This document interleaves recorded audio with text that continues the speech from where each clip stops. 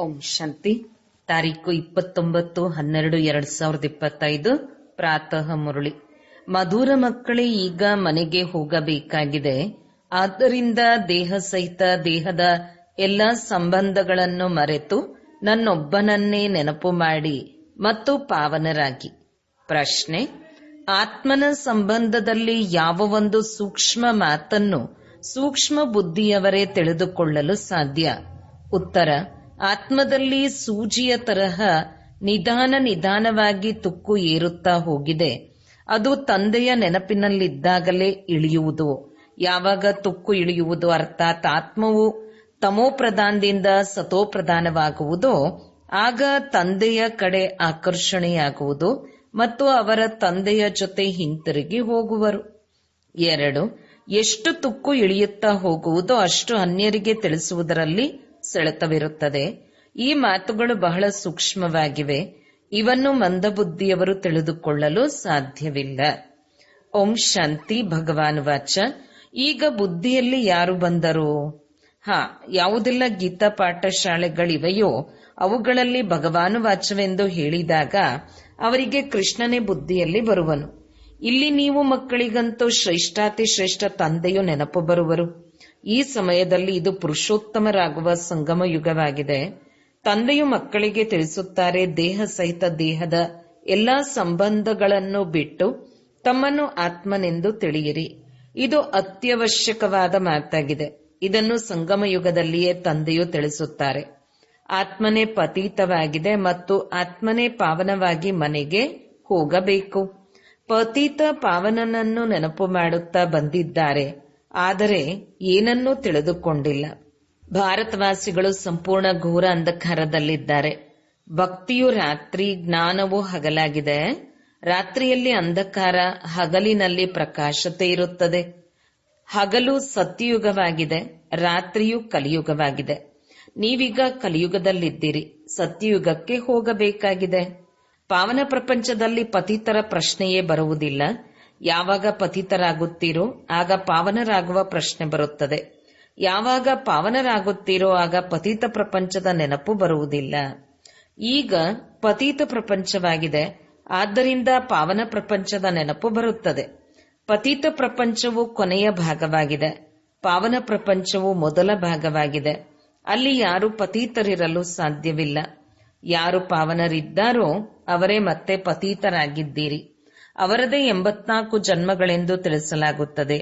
ಇವು ಬಹಳ ತಿಳಿದುಕೊಳ್ಳುವ ಗುಹ್ಯ ಮಾತುಗಳಾಗಿವೆ. ಅರ್ಧ ಕಲ್ಪ ಭಕ್ತಿ ಮಾಡಿದ್ದೀರಿ, ಆದ್ದರಿಂದ ಅಷ್ಟು ಬೇಗನೆ ಬಿಟ್ಟು ಹೋಗಲು ಸಾಧ್ಯವಿಲ್ಲ. ಮನುಷ್ಯರು ಸಂಪೂರ್ಣ ಅಂಧಕಾರದಲ್ಲಿದ್ದಾರೆ. ಕೋಟಿಯಲ್ಲಿ ಕೆಲವರೇ ಜ್ಞಾನವನ್ನು ಅರ್ಥ ಮಾಡಿಕೊಳ್ಳುತ್ತಾರೆ. ಉಳಿದಂತೆ ಬುದ್ಧಿಯಲ್ಲಿ ಕುಳಿತುಕೊಳ್ಳುವುದು ಬಹಳ ಕಷ್ಟ. ಮುಖ್ಯವಾದ ಮಾತನ್ನು ತಂದೆಯು ತಿಳಿಸುತ್ತಾರೆ. ಬೇರೆ ಎಲ್ಲ ಸಂಘಗಳನ್ನು ಮರೆತು ನನ್ನೊಬ್ಬನನ್ನೇ ನೆನಪು ಮಾಡಿ. ಆತ್ಮವೇ ಪತೀತವಾಗಿದೆ, ಅದು ಈಗ ಪವಿತ್ರವಾಗಬೇಕು. ಈ ತಿಳುವಳಿಕೆಯನ್ನು ತಂದೆಯೇ ಕೊಡುತ್ತಾರೆ. ಏಕೆಂದರೆ ತಂದೆಯು ಪ್ರಿನ್ಸಿಪಾಲ್, ಡಾಕ್ಟರ್, ಬ್ಯಾರಿಸ್ಟರ್, ಅಕ್ಕಸಾಲಿಗ ಎಲ್ಲವೂ ಆಗಿದ್ದಾರೆ. ಈ ಹೆಸರುಗಳು ಸತ್ಯಯುಗದಲ್ಲಿರುವುದಿಲ್ಲ. ಅಲ್ಲಿ ಈ ವಿದ್ಯೆಯೂ ಇರುವುದಿಲ್ಲ. ಇಲ್ಲಿ ನೌಕರಿ ಮಾಡುವುದಕ್ಕಾಗಿ ಓದುತ್ತಾರೆ. ಹಿಂದಿನ ಕಾಲದಲ್ಲಿ ಸ್ತ್ರೀಯರು ಇಷ್ಟೊಂದು ಓದುತ್ತಿರಲಿಲ್ಲ. ಇದೆಲ್ಲವನ್ನು ನಂತರದಲ್ಲಿ ಕಲಿತಿದ್ದಾರೆ. ಪತಿಯು ಮರಣ ಹೊಂದಿದರೆ ಯಾರು ಸಂಭಾಲನೆ ಮಾಡುವರು? ಆದ್ದರಿಂದ ಸ್ತ್ರೀಯರು ಸಹ ಎಲ್ಲವನ್ನೂ ಕಲಿಯುತ್ತಿರುತ್ತಾರೆ. ಸತ್ಯಯುಗದಲ್ಲಂತೂ ಚಿಂತೆ ಮಾಡುವ ಇಂತಹ ಮಾತುಗಳೇ ಇರುವುದಿಲ್ಲ. ಇಲ್ಲಿ ಮನುಷ್ಯರು ಇಂತಹ ಸಮಯಕ್ಕಾಗಿ ಹಣ ಕೂಡಿಡುತ್ತಾರೆ. ಸತ್ಯಯುಗದಲ್ಲಿ ಚಿಂತೆ ಮಾಡುವ ಮಾತೇ ಇರುವುದಿಲ್ಲ. ತಂದೆಯು ನೀವು ಮಕ್ಕಳನ್ನು ಎಷ್ಟೊಂದು ಧನವಂತರನ್ನಾಗಿ ಮಾಡಿಬಿಡುತ್ತಾರೆ. ಸ್ವರ್ಗದಲ್ಲಿ ಬಹಳ ಖಜಾನೆಗಳಿರುತ್ತವೆ. ವಜ್ರ ವೈಡೂರ್ಯಗಳ ಗಣಿಗಳೆಲ್ಲವೂ ಸಂಪನ್ನವಾಗಿರುತ್ತದೆ. ಇಲ್ಲಿ ಬಂಜರು ಭೂಮಿಯಾಗಿರುವ ಕಾರಣ ಆ ಸಾರವಿಲ್ಲ. ಅಲ್ಲಿಯ ಹೂಗಳು ಮತ್ತು ಇಲ್ಲಿನ ಹೂಗಳಲ್ಲಿ ರಾತ್ರಿ ಹಗಲಿನ ಅಂತರವಿರುತ್ತದೆ. ಇಲ್ಲಂತೂ ಎಲ್ಲಾ ಪದಾರ್ಥಗಳಿಂದ ಸಾರವೇ ಹೊರಟು ಹೋಗಿದೆ. ಬಲೆ ಅಮೆರಿಕ ಮೊದಲಾದ ಕಡೆಗಳಿಂದ ಎಷ್ಟಾದರೂ ಬೀಜಗಳನ್ನು ತರಲಿ, ಆದರೆ ಸಾರವೇ ಹೊರಟು ಹೋಗುತ್ತದೆ. ಧರಣಿಯು ಈ ರೀತಿ ಇದೆ. ಇದರಲ್ಲಿ ಹೆಚ್ಚು ಪರಿಶ್ರಮ ಪಡಬೇಕಾಗುತ್ತದೆ. ಅಲ್ಲಂತೂ ಪ್ರತಿಯೊಂದು ವಸ್ತುವು ಸತೋಪ್ರಧಾನವಾಗಿರುತ್ತದೆ. ಪ್ರಕೃತಿಯು ಸತೋಪ್ರಧಾನವಾಗಿರುವುದರಿಂದ ಎಲ್ಲವೂ ಸತೋಪ್ರಧಾನವಾಗಿರುತ್ತದೆ. ಇಲ್ಲಾದರೆ ಎಲ್ಲಾ ವಸ್ತುಗಳು ತಮೋ ಪ್ರಧಾನವಾಗಿವೆ. ಯಾವುದೇ ವಸ್ತುವಿನಲ್ಲಿ ಸಾರವಿಲ್ಲ. ಈ ಅಂತರವನ್ನು ಸಹ ನೀವು ತಿಳಿದುಕೊಳ್ಳುತ್ತೀರಿ. ಯಾವಾಗ ಸತೋಪ್ರಧಾನ ವಸ್ತುಗಳನ್ನು ನೋಡುತ್ತೀರೋ ಅದನ್ನು ಧ್ಯಾನದಲ್ಲಿ ಹೋದಾಗಲೇ ನೋಡುತ್ತೀರಿ.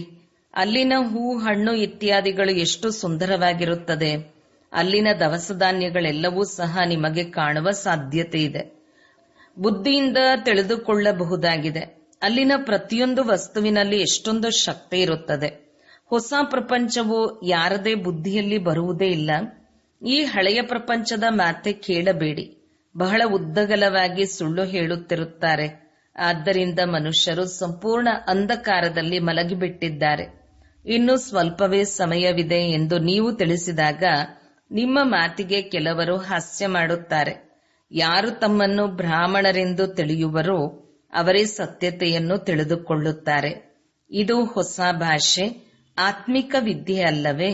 ಎಲ್ಲಿಯವರೆಗೆ ಆತ್ಮೀಯ ತಂದೆಯು ಬರುವುದಿಲ್ಲವೋ ಅಲ್ಲಿಯವರೆಗೆ ಯಾರೂ ತಿಳಿದುಕೊಳ್ಳಲು ಸಾಧ್ಯವಿಲ್ಲ. ಆತ್ಮಿಕ ತಂದೆಯನ್ನು ನೀವು ಮಕ್ಕಳು ತಿಳಿದುಕೊಂಡಿದ್ದೀರಿ. ಅವರಂತೂ ಹೋಗಿ ಯೋಗಗಳನ್ನು ಕಲಿಸುತ್ತಾರೆ. ಆದರೆ ಅವರಿಗೆ ಕಲಿಸಿದವರು ಯಾರು? ಆತ್ಮಿಕ ತಂದೆಯು ಕಲಿಸಿದರು ಎಂದಂತೂ ಹೇಳುವುದಿಲ್ಲ.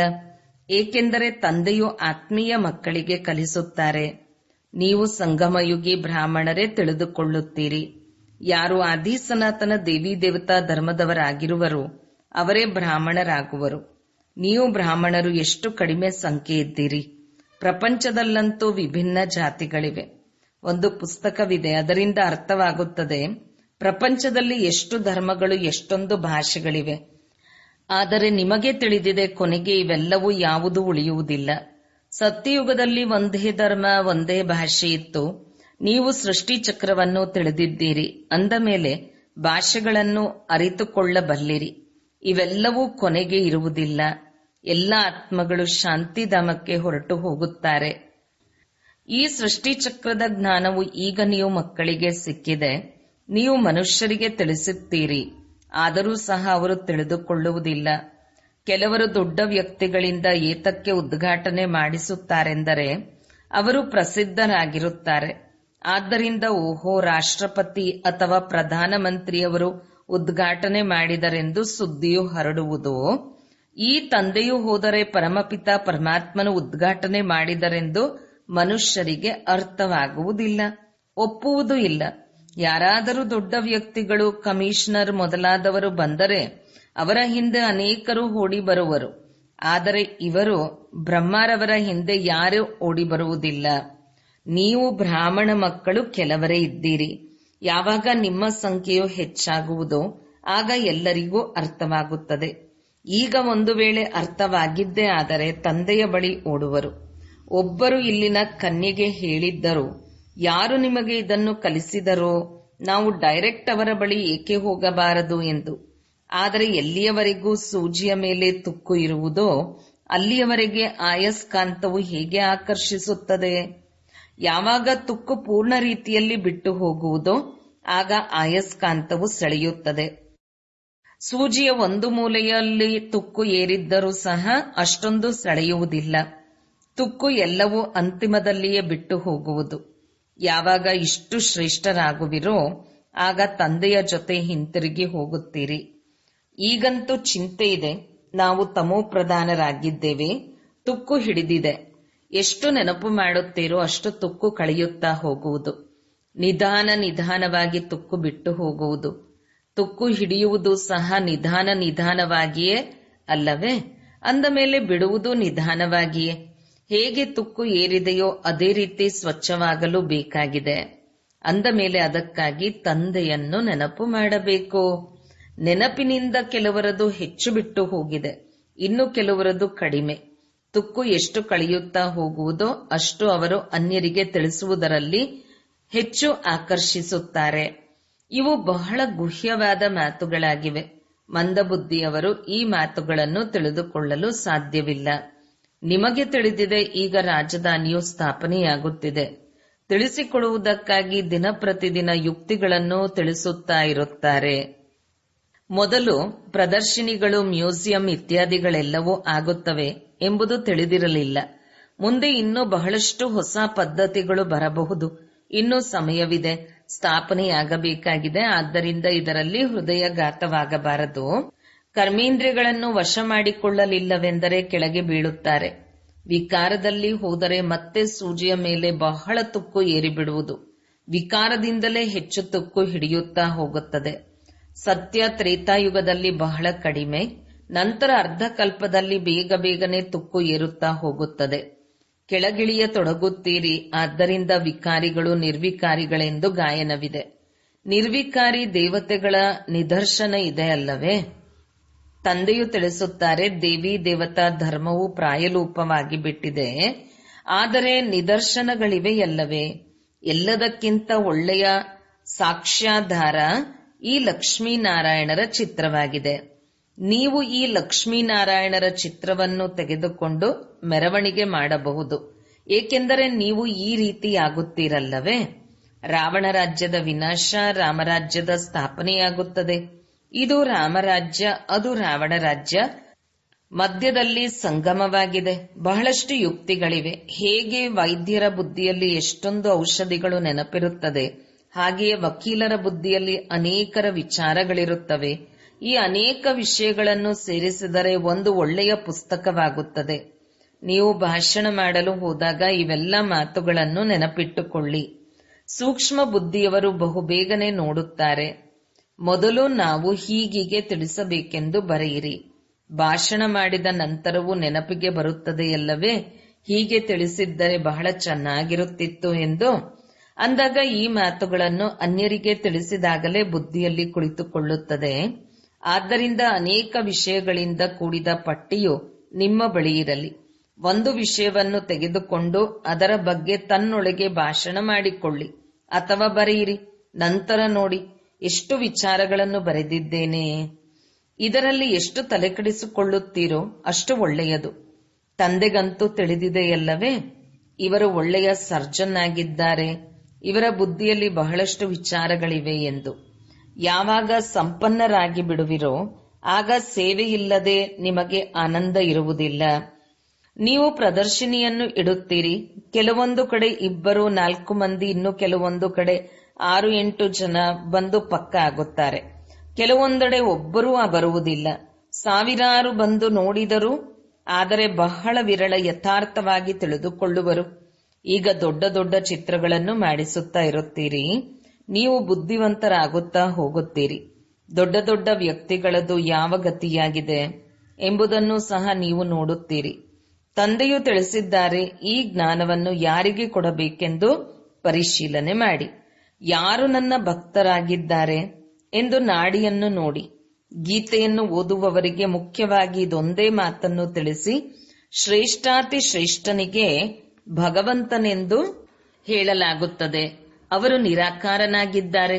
ಯಾವುದೇ ದೇಹದಾರಿ ಮನುಷ್ಯರಿಗೆ ಭಗವಂತನೆಂದು ಹೇಳಲು ಸಾಧ್ಯವಿಲ್ಲ. ನೀವು ಮಕ್ಕಳಿಗೆ ಈಗ ಸಂಪೂರ್ಣ ತಿಳುವಳಿಕೆ ಬಂದಿದೆ. ಸನ್ಯಾಸಿಗಳು ಸಹ ಗೃಹಸ್ಥದ ಸನ್ಯಾಸ ಮಾಡಿ ಹೊರಟು ಹೋಗುತ್ತಾರೆ. ಕೆಲವು ಬ್ರಹ್ಮಚಾರಿಗಳೇ ಹೊರಟು ಹೋಗುತ್ತಾರೆ. ಮತ್ತೆ ಇನ್ನೊಂದು ಜನ್ಮದಲ್ಲಿ ಇದೇ ರೀತಿಯಾಗುತ್ತದೆ. ಜನ್ಮವನ್ನಂತೂ ಅವಶ್ಯಕವಾಗಿ ತಾಯಿಯ ಗರ್ಭದಿಂದಲೇ ಪಡೆದುಕೊಳ್ಳುತ್ತಾರೆ. ಎಲ್ಲಿಯವರೆಗೆ ವಿವಾಹ ಮಾಡಿಕೊಳ್ಳುವುದಿಲ್ಲವೋ ಅಲ್ಲಿಯವರೆಗೆ ಬಂಧನ ಮುಕ್ತರಾಗಿರುತ್ತಾರೆ. ಎಷ್ಟೊಂದು ಸಂಬಂಧಿ ಮೊದಲಾದವರು ನೆನಪಿಗೆ ಬರುವುದಿಲ್ಲ. ವಿವಾಹದ ನಂತರ ಸಂಬಂಧಗಳು ನೆನಪಿಗೆ ಬರುತ್ತವೆ. ಬೇಗನೆ ಬಂಧನ ಮುಕ್ತರಾಗುವುದಿಲ್ಲ, ಸಮಯ ಹಿಡಿಸುತ್ತದೆ. ತಮ್ಮ ಜೀವನದ ಕಥೆಯಂತೂ ಎಲ್ಲರಿಗೂ ತಿಳಿದಿರುತ್ತದೆ. ಸನ್ಯಾಸಿಗಳು ಸಹ ತಿಳಿದುಕೊಂಡಿರುತ್ತಾರೆ. ಮೊದಲು ತಾವು ಗೃಹಸ್ಥಿಗಳಾಗಿದ್ದೆವು, ನಂತರ ಸನ್ಯಾಸ ಮಾಡಿದೆವು. ನೀವು ಮಕ್ಕಳದು ದೊಡ್ಡ ಸನ್ಯಾಸವಾಗಿದೆ, ಆದ್ದರಿಂದ ಪರಿಶ್ರಮವಾಗುತ್ತದೆ. ಆ ಸನ್ಯಾಸಿಗಳು ವಿಭೂತಿಯನ್ನು ಹಚ್ಚಿ ಕೂದಲನ್ನು ಬಿಟ್ಟು ವೇಷ ಬದಲಾಯಿಸುತ್ತಾರೆ. ನೀವಂತೂ ಹೀಗೆ ಮಾಡುವ ಅವಶ್ಯಕತೆ ಇಲ್ಲ. ಇಲ್ಲಂತೂ ವಸ್ತ್ರಗಳನ್ನು ಬದಲಾಯಿಸುವ ಮಾತು ಇಲ್ಲ. ನೀವು ಬಿಳಿಯ ವಸ್ತ್ರಗಳನ್ನು ಧರಿಸದಿದ್ದರೂ ಪರವಾಗಿಲ್ಲ. ಇದಂತೂ ಬುದ್ಧಿಯ ಜ್ಞಾನವಾಗಿದೆ. ನಾವು ಆತ್ಮಗಳಾಗಿದ್ದೇವೆ. ತಂದೆಯನ್ನು ನೆನಪು ಮಾಡಬೇಕಾಗಿದೆ. ಇದರಿಂದಲೇ ತುಕ್ಕು ಕಳೆಯುವುದು ಮತ್ತು ನಾವು ಸತೋಪ್ರಧಾನರಾಗಿ ಬಿಡುತ್ತೇವೆ. ಎಲ್ಲರೂ ಹಿಂತಿರುಗಿ ಹೋಗಬೇಕು. ಕೆಲವರು ಯೋಗ ಬಲದಿಂದ ಪಾವನರಾಗಿ ಹೋಗುತ್ತಾರೆ, ಕೆಲವರು ಶಿಕ್ಷೆಯನ್ನು ಅನುಭವಿಸಿ ಹೋಗುತ್ತಾರೆ. ನೀವು ಮಕ್ಕಳಿಗೆ ತುಕ್ಕನ್ನು ಇಳಿಸಿಕೊಳ್ಳುವುದರಲ್ಲಿಯೇ ಪರಿಶ್ರಮ ಪಡಬೇಕಾಗುತ್ತದೆ. ಆದ್ದರಿಂದ ಇದಕ್ಕೂ ಯೋಗಾಗ್ನಿ ಎಂದು ಹೇಳುತ್ತಾರೆ. ಈ ಯೋಗಾಗ್ನಿಯಿಂದ ಪಾಪಗಳು ಭಸ್ಮವಾಗುತ್ತವೆ. ನೀವು ಪವಿತ್ರರಾಗಿ ಬಿಡುತ್ತೀರಿ. ಕಾಮಚಿತೆಗೂ ಅಗ್ನಿ ಎಂದು ಹೇಳುತ್ತಾರೆ. ಕಾಮಾಗ್ನಿಯಲ್ಲಿ ಸುಟ್ಟು ಕಪ್ಪಾಗಿ ಬಿಟ್ಟಿದ್ದೀರಿ. ಈಗ ತಂದೆಯು ತಿಳಿಸುತ್ತಾರೆ, ಮಕ್ಕಳೇ ಸುಂದರರಾಗಿ. ಈ ಮಾತುಗಳು ನೀವು ಬ್ರಾಹ್ಮಣರ ವಿನಃ ಯಾರ ಬುದ್ಧಿಯಲ್ಲಿಯೂ ಕುಳಿತುಕೊಳ್ಳುವುದಿಲ್ಲ. ಈ ಮಾತುಗಳು ಭಿನ್ನವಾಗಿವೆ. ಇವರಂತೂ ಶಾಸ್ತ್ರಗಳನ್ನು ಒಪ್ಪುವುದಿಲ್ಲ, ನಾಸ್ತಿಕರಾಗಿ ಬಿಟ್ಟಿದ್ದಾರೆ ಎಂದು ನಿಮ್ಮನ್ನು ನೋಡಿ ಕೆಲವರು ಹೇಳುತ್ತಾರೆ. ಅವರಿಗೆ ತಿಳಿಸಿ, ಶಾಸ್ತ್ರಗಳನ್ನಂತೂ ನಾವು ಓದುತ್ತಿದ್ದೆವು, ನಂತರ ತಂದೆಯು ಜ್ಞಾನ ಕೊಟ್ಟಿದ್ದಾರೆ, ಜ್ಞಾನದಿಂದ ಸದ್ಗತಿಯಾಗುತ್ತದೆ. ಭಗವಾನುವಾಚ, ವೇದ ಉಪನಿಷತ್ತುಗಳನ್ನು ಓದುವುದರಿಂದ, ದಾನ ಪುಣ್ಯ ಇತ್ಯಾದಿಗಳನ್ನು ಮಾಡುವುದರಿಂದ ಯಾರೂ ನನ್ನನ್ನು ಪ್ರಾಪ್ತಿ ಮಾಡಿಕೊಳ್ಳುವುದಿಲ್ಲ. ನನ್ನ ಮೂಲಕವೇ ನನ್ನನ್ನು ಪ್ರಾಪ್ತಿ ಮಾಡಿಕೊಳ್ಳಲು ಸಾಧ್ಯ. ತಂದೆಯೇ ಬಂದು ಯೋಗ್ಯರನ್ನಾಗಿ ಮಾಡುತ್ತಾರೆ. ಆತ್ಮದಲ್ಲಿ ತುಕ್ಕು ಏರಿದಾಗ ಬಂದು ನಮ್ಮನ್ನು ಪಾವನ ಮಾಡಿ ಎಂದು ತಂದೆಯನ್ನು ಕರೆಯುತ್ತೀರಿ. ಯಾವ ಆತ್ಮಗಳು ತಮೋಪ್ರಧಾನರಾಗಿದ್ದಾರೋ ಅವರೇ ಈಗ ಸತೋಪ್ರಧಾನರು ಆಗಬೇಕು. ತಮೋಪ್ರಧಾನರಿಂದ ತಮೋ, ರಜೋ, ಸತೋ ಮತ್ತೆ ಸತೋಪ್ರಧಾನರಾಗಬೇಕು. ಒಂದು ವೇಳೆ ಮಧ್ಯದಲ್ಲಿ ಗಡಿಬಿಡಿಯಾಯಿತೆಂದರೆ ತುಕ್ಕು ಏರುತ್ತಾ ಹೋಗುವುದು. ತಂದೆಯು ನಮ್ಮನ್ನು ಇಷ್ಟು ಶ್ರೇಷ್ಠರನ್ನಾಗಿ ಮಾಡುತ್ತಾರೆ ಅಂದ ಮೇಲೆ ಆ ಖುಷಿ ಇರಬೇಕಲ್ಲವೇ? ಓದುವುದಕ್ಕಾಗಿ ಖುಷಿ ಖುಷಿಯಿಂದ ವಿದೇಶಕ್ಕೆ ಹೋಗುತ್ತಾರಲ್ಲವೇ? ನೀವೀಗ ಎಷ್ಟೊಂದು ಬುದ್ಧಿವಂತರಾಗುತ್ತೀರಿ. ಕಲಿಯುಗದಲ್ಲಿ ಎಷ್ಟೊಂದು ತಮೋಪ್ರಧಾನ ಬುದ್ಧಿಹೀನರಾಗಿ ಬಿಡುತ್ತಾರೆ. ಎಷ್ಟಾದರೂ ಪ್ರೀತಿ ಮಾಡಿ, ಅಷ್ಟು ಇನ್ನೂ ಎದುರಾಗುತ್ತಾರೆ. ನೀವು ಮಕ್ಕಳಿಗೆ ತಿಳಿದಿದೆ, ಈಗ ನಮ್ಮ ರಾಜಧಾನಿಯು ಸ್ಥಾಪನೆಯಾಗುತ್ತಿದೆ. ಯಾರು ಚೆನ್ನಾಗಿ ಓದುತ್ತಿರುವರೋ, ಯಾರು ನೆನಪಿನಲ್ಲಿರುವರೋ ಅವರು ಒಳ್ಳೆಯ ಪದವಿಯನ್ನು ಪಡೆಯುತ್ತಾರೆ. ಭಾರತದಿಂದಲೇ ಸಸಿಯು ನಾಟಿಯಾಗುತ್ತದೆ. ದಿನ ಪ್ರತಿದಿನ ಪತ್ರಿಕೆ ಮೊದಲಾದವುಗಳಿಂದ ನಿಮ್ಮ ಹೆಸರು ಪ್ರಸಿದ್ಧವಾಗುತ್ತಾ ಹೋಗುವುದು. ವಾರ್ತಾಪತ್ರಿಕೆಗಳಂತೂ ಎಲ್ಲಾ ಕಡೆಯೂ ಹೋಗುತ್ತದೆ. ಅದೇ ಪತ್ರಿಕೆಯವರು ಒಮ್ಮೆ ನೋಡಿದರೆ ಚೆನ್ನಾಗಿ ಹಾಕುವರು, ಇನ್ನು ಕೆಲವೊಮ್ಮೆ ಕೆಟ್ಟದಾಗಿ ಬರೆಯುವರು. ಏಕೆಂದರೆ ಅವರೂ ಸಹ ಹೇಳಿಕೆ ಕೇಳಿಕೆಯ ಮಾತುಗಳಂತೆ ನಡೆಯುತ್ತಾರಲ್ಲವೇ? ಯಾರು ಏನು ತಿಳಿಸುವರೋ ಅದನ್ನು ಬರೆದು ಬಿಡುತ್ತಾರೆ. ಹೀಗೆ ಹೇಳಿಕೆ ಕೇಳಿಕೆಯಂತೆ ಬಹಳ ನಡೆಯುತ್ತಾರೆ. ಅದಕ್ಕೆ ಪರಮತವೆಂದು ಹೇಳಲಾಗುತ್ತದೆ. ಪರಮತವು ಆಸುರಿ ಮತವಾಗಿದೆ, ತಂದೆಯದು ಶ್ರೀಮತವಾಗಿದೆ. ಯಾರಾದರೂ ಉಲ್ಟಾ ಮಾತನ್ನು ತಿಳಿಸಿದರೆ ಸಾಕು, ಇಲ್ಲಿಗೆ ಬರುವುದನ್ನೇ ಬಿಟ್ಟು ಬಿಡುತ್ತಾರೆ. ಯಾರು ಬಹಳ ಸರ್ವೀಸ್ನಲ್ಲಿರುವರೋ ಅವರಿಗೆ ಎಲ್ಲವೂ ತಿಳಿದಿರುತ್ತದೆ. ಇಲ್ಲಿ ನೀವು ಏನೆಲ್ಲ ಸೇವೆ ಮಾಡುತ್ತೀರೋ ನಿಮ್ಮದು ಇದು ನಂಬರ್ 1 ಸೇವೆಯಾಗಿದೆ. ಇಲ್ಲಿ ನೀವು ಸೇವೆ ಮಾಡುತ್ತೀರಿ, ಅಲ್ಲಿ ಫಲವು ಸಿಗುತ್ತದೆ. ಕರ್ತವ್ಯವನ್ನಂತೂ ಇಲ್ಲಿ ತಂದೆಯ ಜೊತೆಯಲ್ಲಿಯೇ ಮಾಡುತ್ತೀರಲ್ಲವೇ? ಒಳ್ಳೆಯದು. ಮಧುರಾತಿ ಮಧುರ ಅಗಲಿ ಹೋಗಿ ಮರಳಿ ಸಿಕ್ಕಿರುವ ಮಕ್ಕಳ ಪ್ರತಿ ಮಾತಾಪಿತಾ ಬಾಬ್ದಾದರವರ ನೆನಪು, ಪ್ರೀತಿ ಹಾಗೂ ಸುಪ್ರಭಾತ. ಆತ್ಮೀಯ ಮಕ್ಕಳಿಗೆ ಆತ್ಮೀಯ ತಂದೆಯ ನಮಸ್ತೆ. ಧಾರಣೆಗಾಗಿ ಮುಖ್ಯ ಸಾರ. 1. ಆತ್ಮರೂಪಿ ಸೂಜಿಯಲ್ಲಿ ತುಕ್ಕು ಹಿಡಿದಿದೆ, ಅದನ್ನು ಯೋಗ ಬಲದಿಂದ ಇಳಿಸಿಕೊಂಡು ಸತೋಪ್ರಧಾನರಾಗುವ ಪರಿಶ್ರಮ ಪಡಬೇಕು. ಎಂದೂ ಹೇಳಿಕೆ ಕೇಳಿಕೆ ಮಾತುಗಳಂತೆ ನಡೆದು ವಿದ್ಯಾಭ್ಯಾಸವನ್ನು ಬಿಡಬಾರದು. 2. ಬುದ್ಧಿಯನ್ನು ಜ್ಞಾನ ಬಿಂದುಗಳಿಂದ ಸಂಪನ್ನವಾಗಿಟ್ಟುಕೊಂಡು ಸರ್ವಿಸ್ ಮಾಡಬೇಕು. ನಾಡಿ ನೋಡಿ ಜ್ಞಾನವನ್ನು ತಿಳಿಸಬೇಕು. ಬಹಳ ತೀಕ್ಷ್ಣ ಬುದ್ಧಿಯವರಾಗಬೇಕು. ವರದಾನ: ಕಲಿಯುಗಿ ಪ್ರಪಂಚದ ದುಃಖ ಅಶಾಂತಿಯ ನೋಟ ನೋಡುತ್ತಿದ್ದರೂ ಸಹ ಸಾಕ್ಷಿ ಹಾಗೂ ಬೇಹದ್ದಿನ ವೈರಾಗಿ ಭವ. ಈ ಕಲಿಯುಗಿ ಪ್ರಪಂಚದಲ್ಲಿ ಏನೇ ಆದರೂ ಸಹ ತಮ್ಮದು ಸದಾ ಏರುವ ಕಲೆಯಾಗಿದೆ. ಜಗತ್ತಿನವರಿಗೆ ಹಾಹಾಕಾರ ಮತ್ತು ನಿಮಗೆ ಜೈ ಜೈಕಾರ. ತಾವು ಯಾವುದೇ ಪರಿಸ್ಥಿತಿಯಲ್ಲಿ ಗಾಬರಿಯಾಗುವುದಿಲ್ಲ, ಏಕೆಂದರೆ ತಾವು ಮೊದಲಿನಿಂದಲೇ ತಯಾರಾಗಿರುವಿರಿ. ಸಾಕ್ಷಿಯಾಗಿರುತ್ತಾ ಎಲ್ಲಾ ಪ್ರಕಾರದ ಆಟವನ್ನು ನೋಡುತ್ತಿರುವಿರಿ. ಕೆಲವರು ಅಳುತ್ತಿರುತ್ತಾರೆ, ಕೆಲವರು ಕಿರುಚಾಡುತ್ತಿರುತ್ತಾರೆ. ಸಾಕ್ಷಿಯಾಗಿದ್ದು ನೋಡಿದಾಗ ಸಂತೋಷವಾಗುತ್ತದೆ. ಯಾರು ಕಲಿಯುಗಿ ಪ್ರಪಂಚದ ದುಃಖ ಅಶಾಂತಿಯ ದೃಶ್ಯಗಳನ್ನು ಸಾಕ್ಷಿಯಾಗಿದ್ದು ನೋಡುತ್ತಾರೆ ಅವರು ಸಹಜವಾಗಿಯೇ ಬೇಹದ್ದಿನ ವೈರಾಗಿಗಳಾಗಿ ಬಿಡುತ್ತಾರೆ. ಸ್ಲೋಗನ್: ಎಂತಹದೇ ಧರಣಿಯನ್ನು ತಯಾರು ಮಾಡಬೇಕಾದರೆ ವಾಣಿಯ ಜೊತೆ ವೃತ್ತಿಯಿಂದ ಸೇವೆ ಮಾಡಿ. ಅವ್ಯಕ್ತ ಸೂಚನೆ: ಈಗ ಸಂಪನ್ನ ಅಥವಾ ಕರ್ಮಾತೀತರಾಗುವುದರಲ್ಲಿ ತತ್ಪರರಾಗಿ. ಹೇಗೆ ಯಾವುದೇ ಯಂತ್ರವನ್ನು ಸೆಟ್ ಮಾಡಲಾಗುತ್ತದೆ, ಒಂದು ಬಾರಿ ಸೆಟ್ ಮಾಡುವುದರಿಂದ ಸ್ವತಃವಾಗಿ ನಡೆಯುತ್ತಿರುತ್ತದೆ. ಈ ರೀತಿಯಿಂದ ತಮ್ಮ ಸಂಪೂರ್ಣ ಸ್ಟೇಜ್ ಅಥವಾ ತಂದೆಯ ಸಮಾನ ಸ್ಥಿತಿಯ ಸ್ಟೇಜ್ ಅನ್ನು ಅಥವಾ ಕರ್ಮಾತೀತ ಸ್ಥಿತಿಯ ಸ್ಟೇಜ್ ಅನ್ನು ಈ ರೀತಿ ಸೆಟ್ ಮಾಡಿ, ಯಾವುದು ನಂತರ ಸಂಕಲ್ಪ, ಶಬ್ದ ಮತ್ತು ಕರ್ಮ ಆ ಸೆಟ್ಟಿಂಗ್ ಪ್ರಮಾಣ ಸ್ವತಃವಾಗಿ ನಡೆಯಲಿ. ಓಂ ಶಾಂತಿ.